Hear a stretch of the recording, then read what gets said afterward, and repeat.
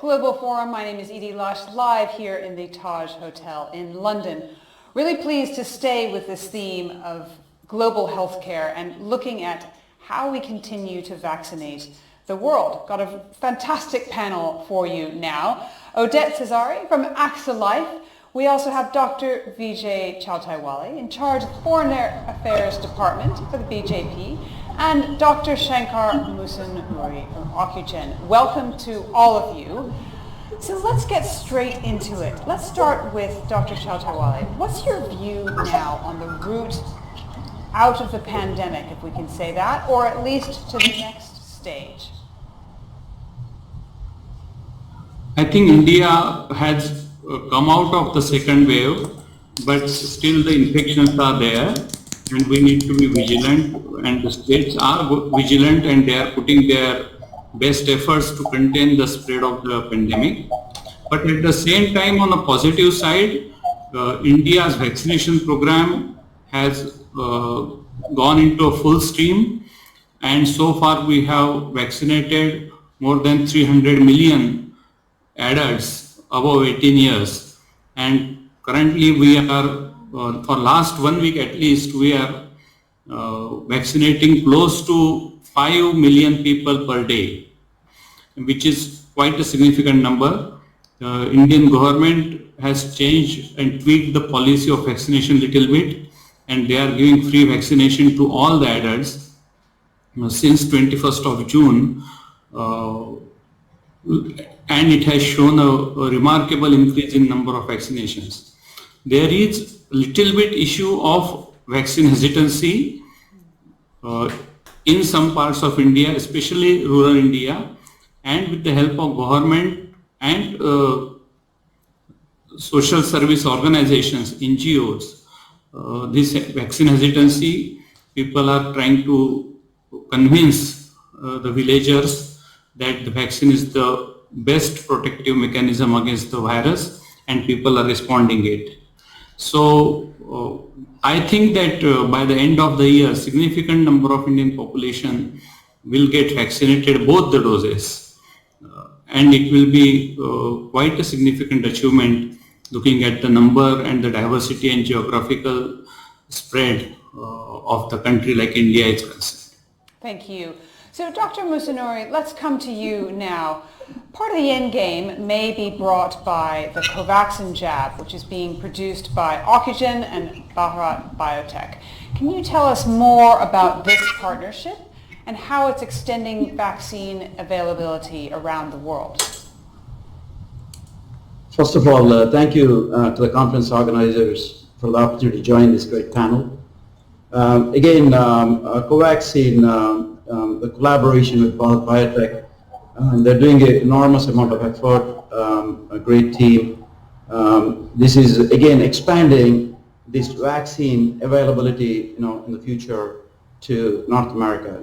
We're trying to bring it to US and Canada. And not only we are going to bring it, we also initiated technology transfer to US manufacturing site. That means globally, we can improve the supply. Once again, it's a differentiated vaccine.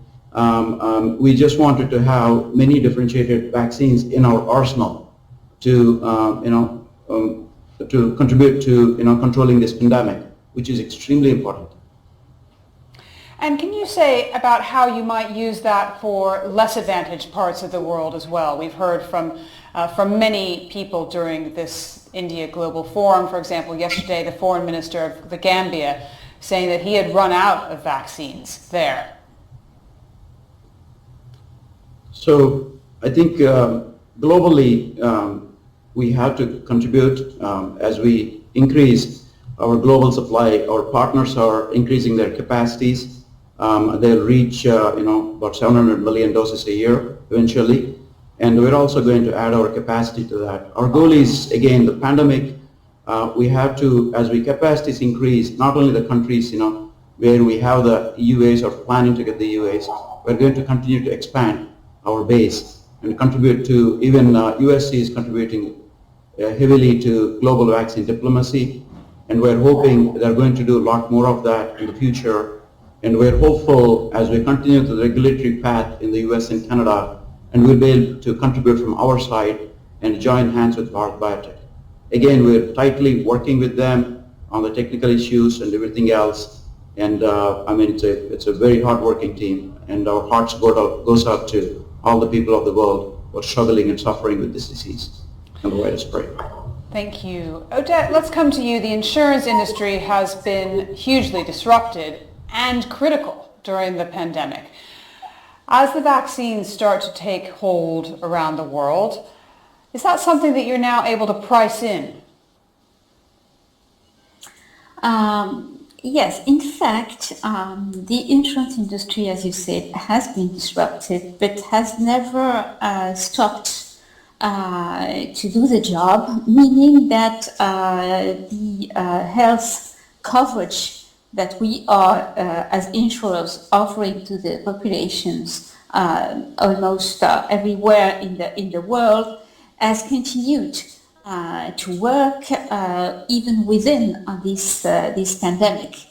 And we have tried to contribute as much as we could to this difficult situation and to find some solutions. I mean, first, what we've done is that we've been able to offer support and vaccines to our employees, of course, but as well to the insured people. It has been a fantastic opportunity to offer telemedicine in each and every country, and we are launching next week an initiative in India about telemedicine. So it has been for the insurance industry an opportunity to get one step further for the insured people, and to go one step further as well in the partnership and cooperation with pharma companies, with governments,